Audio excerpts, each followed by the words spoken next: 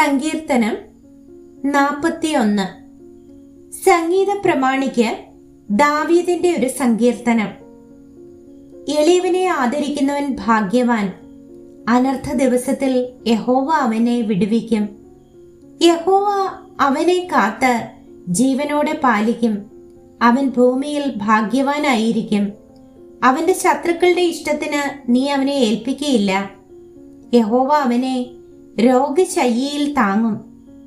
ദീനത്തിൽ നീ അവന്റെ കിടക്കയെല്ലാം മാറ്റി വിരിക്കുന്നു.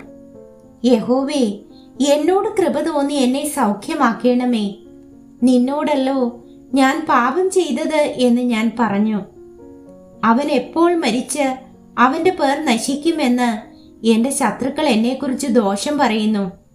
ഒരുത്തൻ എന്നെ കാണുവാൻ വന്നാൽ അവൻ കപടവാക്ക് പറയുന്നു. അവന്റെ ഹൃദയം നീതികേട് സംഗ്രഹിക്കുന്നു.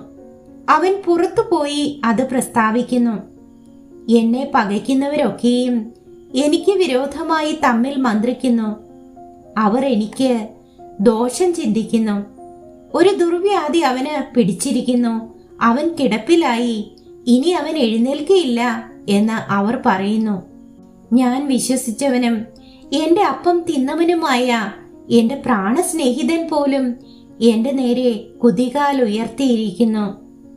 ഞാൻ അവർക്ക് പകരം ചെയ്യേണ്ടതിന് യഹോവേ, കൃപ തോന്നി എന്നെ എഴുന്നേൽപ്പിക്കണമേ. എന്റെ ശത്രു എന്നെ ചൊല്ലി ജയഘോഷം കൊള്ളാതിരിക്കുന്നതിനാൽ നിനക്ക് എന്നിൽ പ്രസാദമായിരിക്കുന്നു എന്ന് ഞാൻ അറിയുന്നു. നീ എന്റെ നിഷ്കളങ്കത്വം നിമിത്തം എന്നെ താങ്ങുന്നു. നിന്റെ മുൻപിൽ എന്നേക്കും എന്നെ നിർത്തിക്കൊള്ളുന്നു. ഇസ്രായേലിന്റെ ദൈവമായ യഹോവ എന്നും എന്നേക്കും വാഴ്ത്തപ്പെടുമാറാകട്ടെ. ആമേൻ, ആമേൻ.